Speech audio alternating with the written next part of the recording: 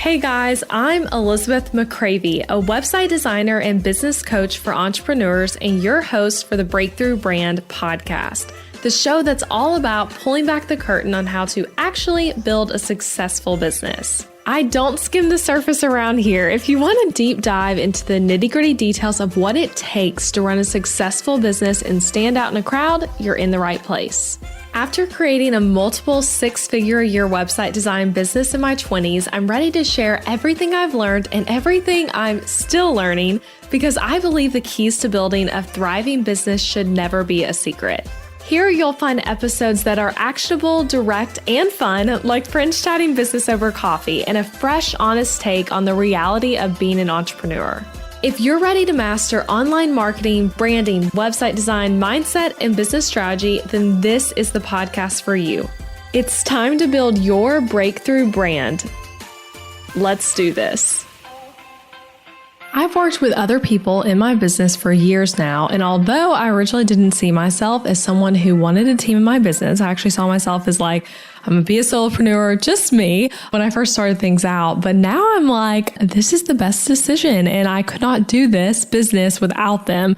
So even with that being said, managing people, whether they're contractors, employees, doesn't matter. It's not all roses and sunshine, and there are hard moments, especially when we're talking about a remote team. So in this really just short episode, I want to give you 3 strategies for improving communication with your team members if things aren't going well, or if things are going great. Here are some ways to just make them better, things that will improve the company culture, improve your team communication, and improve your relationship with individual team members to make things more effective. And these are small tweaks, and they're tweaks that I'm thinking it's very possible you haven't thought of before, because these are things that I was not thinking about years ago when I hired my first team member, but now it is something I'm thinking about like day in and day out as I'm managing people. And also worth noting, when I say the word team, I feel like that comes with a lot of weight for many business owners. And I want to clarify, I don't mean team has to be a W-2 employee to count as a team member. I don't mean that they have to be on your payroll service. All I mean is people who are in your business that your business is paying to do work for you on a somewhat consistent basis. So they could be contractors, they could be people that have their own businesses themselves that you're hiring, or they could be a W-2 employee. This stuff we're talking about here applies to it all, as long as they're operating with that team dynamic within your business. So let's get into it and let me share that first strategy with you. All right, this first one has to do with when your team member makes a mistake, could be big or small, they do something wrong, and you, as the business owner who probably was doing this task before you hired them to do it, you want to fix it. You're like, I want to fix it. That was not done correctly. Here is what I want you to consider first. Don't just fix this mistake, this error, whatever it is, and not say anything. So don't just go in and fix it and not say anything. When you do that, your team member is going to come back later and see that you changed something. And they may feel like, oh, why bother doing good at all if my boss, this business owner, is just going to change it without even telling me, without even bothering to tell me? Or they may not even notice the change. Like it might have been a small tweak that now wasn't visible to the naked eye, so to speak. And so they don't even notice. And therefore, because they don't notice, nothing improves, and you just become like a super big bottleneck in your business in that relationship with that team member. And on the concept of like redoing work, it's really frustrating to have someone constantly redoing your work. And when we become our own business owner, it's kind of like can be hard in a way to like get back to that mentality of like what it's like having a boss who might like look over your shoulder constantly and fix everything you do. But that's a really frustrating experience, and no one wants that as a team member. And also you don't want that as a business owner, even if in the moment it feels like, oh, I just want to tweak this thing. I just want to fix it. So even though it might feel easier to do a few tweaks to something and then move on, instead what I want you to consider doing is communicate it, and that will mean less mistakes down the line. So when you fix a mistake, there's a few ways to play this. So one way would be when you fix a mistake, tell the person what you changed and why you changed it. So like, let's say, just to use a Canva graphic, for example, let's say someone on your team has designed some Canva graphics and you're like the final step in it. So you're going to be the one exporting it from Canva and, publishing on social media or wherever, but you're looking at it and you're like, okay, this text is not centered. I hate this color combination, this font's too big, this image, like it's cutting the person's head off, like those sorts of edits. Maybe you're seeing it, you're maybe wanting to fix it. Instead, what I'd encourage you to do is in Canva, there's an option to like highlight something, write a comment, tag them in it, or, post it and then tell them on your project manager, like, hey, I have some edits to this graphic. I went ahead and did them myself, but I want you to look at what I did. I wrote comments for you so that you can see like what the changes were. I'm going to go ahead and export these though, so you can just look at that on your own time. Like saying something like that is going to be really helpful. So tell the person why you changed it. And yes, that's an additional step. That's a little bit more time, but it's worth it long term, because now they're going to realize like, oh, maybe they didn't even know that wasn't centered in Canva. Maybe they see the photo differently than you did, and now they know that like your preference is that it cuts at a certain point.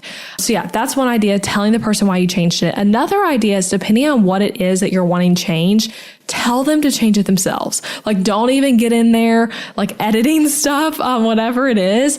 Instead, tell them what it is that needs changing. And a great way to do this is using things like Loom, which is a screencasting, like screen sharing recording software where it's all sent via links. So like you can record a video with your face in the corner or no face in the corner, sharing your screen and talking through something that you're showing the team members. So maybe it's like you're proofing an email. Instead of just you going in and editing the email, then sending it off, maybe you make a video for them and say like, hey, here's what I'm thinking. This paragraph, it's confusing to me, and here's why. You phrased it this way, but that's actually not how we like to talk about, this topic within the business. Like, tell them that feedback and then let them fix it themselves, then come back to you again for more edits or send it off or whatever makes sense there. So that gives more autonomy and is going to remove you from being the bottleneck in their position in the business. So there are often those moments though where we want to do a little tweak to something.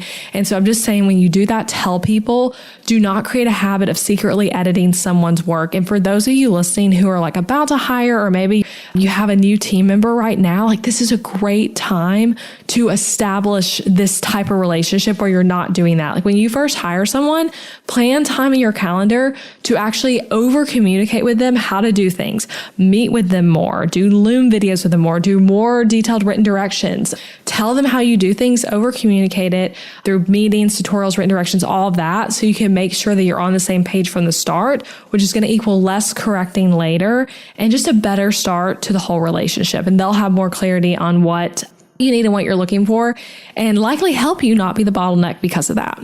Okay, second thing, and this is a big one that's going to sound maybe obvious, but also you'd be shocked how often this happens. So when there is a problem with this team member, problem with their work, problem with something of how they're doing things, the first time they hear about it should not be when you are letting them go and firing them. And again, this might seem obvious, but it's so often skipped. And you'd be shocked by how many people will tell you they left a position and the first time they heard that it wasn't going well was when they were being told, hey, this isn't working out. Like, we're not going to work together anymore. And there were no signs prior to that where the boss was sharing like, hey, let's work on this. Here's what's not going well. So if you are having trouble with a team member right now who you're thinking about letting go, and there's a million reasons that could be happening. It could be truly like work performance or something relationally not working, like time, whatever it is.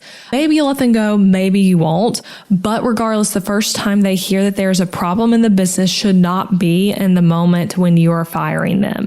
And as problems pop up, talk about them, make improvement plans, do more coaching and mentoring to them, tell them what's not going well, and really check in with yourself as the business owner. Like, is your heart in this? Because I think sometimes when things aren't going well with a team member, it's almost like you could like have given up on it months before you're actually firing them. So if your head is going to that place, I would suggest getting out of it or letting them go sooner. But like, don't be operating with someone for months just thinking it's doomed, but you're not letting them go yet. So make improvement plans, do more coaching, tell them what's not going well. And sometimes we think, well, they obviously know it's not going well, but are you saying it in more than just when you're correcting their work? Are you saying it in more than just when like something random happened that didn't go well and you told them, do things quicker or whatever it is? Are you giving them the chance to improve through communicating with them clearly about the issues? Or are you like silently resenting them and just keeping it to yourself and kind of counting down till when you feel like you can let them go? Are you looking to upgrade your website without redesigning everything from scratch? Because hey, you can improve things without starting completely over. If so, you need to check out my Show It add-on templates. In my template shop, you'll find podcast pages, sales pages, a landing page bundle, and the all-new quiz template and speaker page template. These templates can be added to any Show It website in just a few clicks and integrated into what you're already doing, which is pretty sweet. When you purchase, you get access to tutorials where I'll show you exactly how to set everything up and customize your new pages with ease in under an hour. So go to elizabethmccravey.com/shop to see all the add-ons and the full site templates as well. Now, back to the episode. Something I like to do with new hires that really helps offset these issues is doing a meeting one-on-one every 30 days for the first 90 days. So if you can do the math, that's about 3 meetings, just to talk about how things are going. And we're doing more meetings than that. I'm onboarding someone right now and she's only been with me about a month and we've met probably 4 or 5 times already. So it's we're meeting a lot right now, but this is a different kind of meeting where the literal purpose is just to check in about how things are going. So you're doing more meetings than that, but this is a meeting about 45 minutes to an hour. It could even be just 30 minutes, honestly, where you and this team member are both coming prepared to just talk about the topic of how things are going. And it really helps to have that intentional time to talk about it, especially if things aren't going well.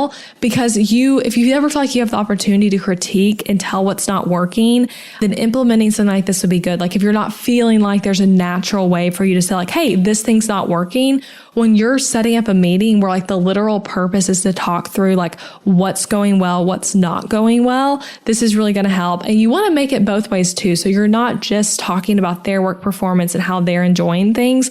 You're also asking them to come up with specific ways you can improve as their leader, specific things they have questions on. It's just seriously, I've done this with just about every person I've hired and it makes such a huge difference. And I typically am only doing it for those first 90 days, but then I also think it's important even outside of that.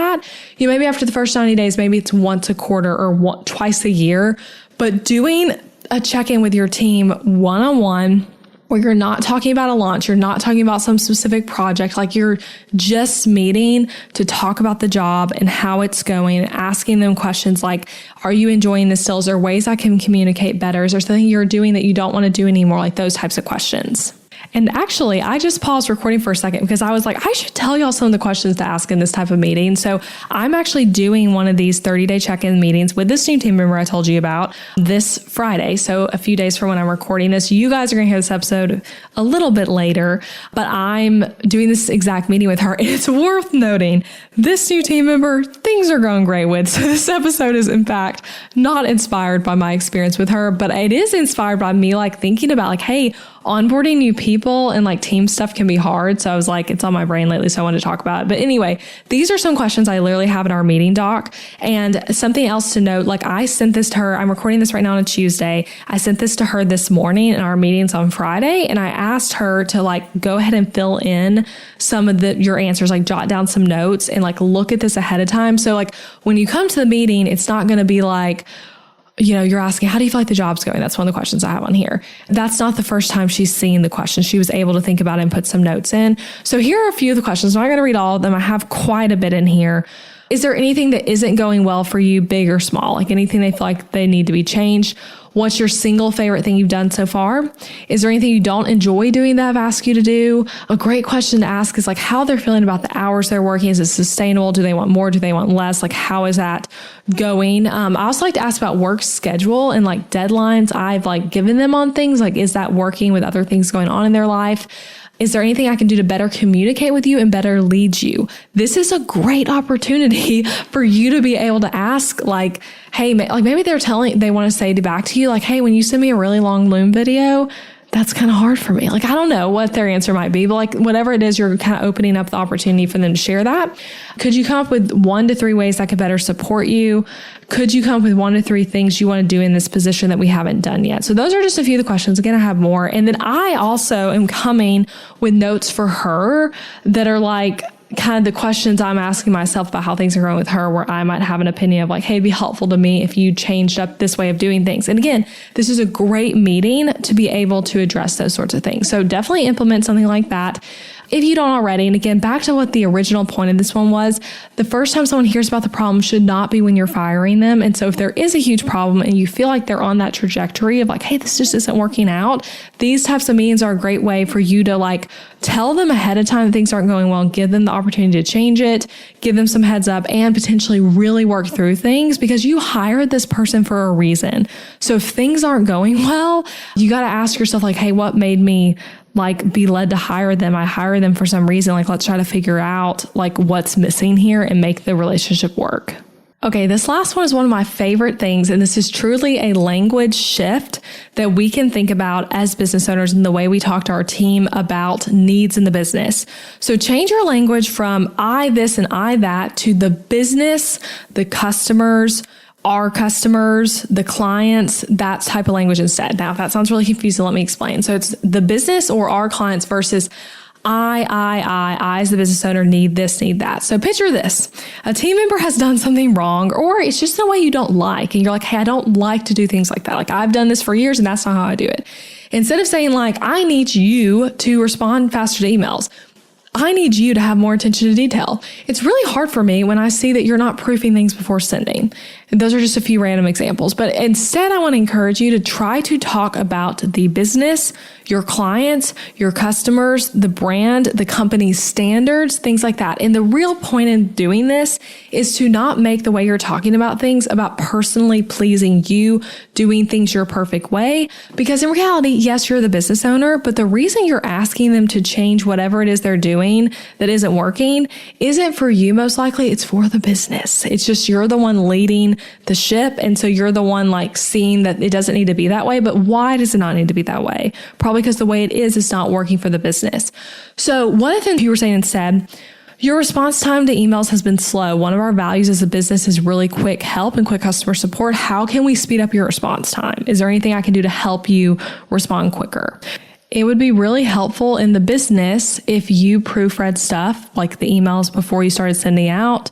The emails, I phrased that really confusingly. How can I help you do that? So you can see, I know that shift is really subtle and those might not be the strongest examples ever, but it's still a shift nonetheless from me saying like, I really need you to respond to emails faster. Like that's different than saying like our values as a business, the business needs this, the business needs that. So I know it's a subtle shift, but it's a shift and it matters. And it takes the focus back to what your business is about, not just what you want as the CEO. And another thing I'll add to this that I think is really helpful, saying our business, our company, our whatever it is, the product name, like doing that type of language versus it being like, my business is this, my business is that, when you're talking about it with your team, giving them ownership alongside you, because it is something you're all working on together. So again, it's a subtle shift and it might actually feel really unnatural to you the first few times you do it. I've been talking about it, my business that way for years with my team where I say are this, are that. But that's right up in this vein of things because you're talking about like it's all ours that we're working on. And obviously you're the owner of it, but it's still a group project, a group thing you are all working on creating and improving all that. So that's it. Those are my 3 little tips to help improve things with a new team member, a team member that's been around a while, whatever it is, if things are just not going well. So I'm going to recap those again. And I want you, as you hear me read over these, think about which one of these do you need to work on? Which one of these do you want to implement like today? Okay, first one, when your team member makes a mistake and you want to fix it, don't just fix it and not say anything. Tell them what you fixed or have them fix it themselves. Number 2, when there's a problem, the first time they hear about it should not be when you're firing them, and consider implementing that 90-day, like a meeting, things I talked about. Changing your language from I this and I that to talking about the business, the customers, and our customers. So those are the 3 tips. I hope this was helpful and I'd love to hear from you. Leave me a podcast review and let me know which one of these sticks out to you, what you're going to implement, or you can send me a DM on Instagram or an email. I'd love to hear from you. And I'll be back next week with another podcast episode, probably one a bit longer than this one. This is shorter than my typical roundup of episodes. But yeah, hope you enjoyed this and that it was helpful to you as you grow your business. Thank you for listening to this podcast episode all the way until the end. I appreciate you being here. And if you enjoyed this episode, then I want to invite you to check out my website template shop too. Over on elizabethmccravey.com, you'll find show website templates that are easy to use, strategically designed, and created to help you book more clients and customers. Maybe your current website is really boring. Maybe it's a challenge to update, and maybe even it's that thing that you really feel like is just completely holding your business back. Your website needs to be strategically and intentionally designed in order for it to convert your viewers into raving customers, and that's exactly what my M-Shop templates do. So these are pre-made show it website templates where you can plug and play your content into it with ease and then get started with a website that's designed to actually help you make more money. These templates are designed to be SEO friendly on the back end, and they're not just pretty, but they are very strategic and with all the strategies I teach on this podcast. And best of all, they're easy for you to set up all by yourself. So shop them at elizabethmccravey.com/shop and come join the M-Shop family of hundreds of happy customers. And as an added perk, you can use the code BBPodcast at checkout to get 10% off any template as a thank you for being a part of the podcast family. So that's BB Podcast for 10% off any template over at elizabethmccravey.com. And if you love this podcast, don't forget that you can subscribe on Apple Podcasts so that you never miss an episode, and leave a rating and review for the show wherever you're listening. Share it with a friend, share it on Instagram or Facebook. That's a great way to support the podcast and get the word out. All right, I'll be back next week with another new episode.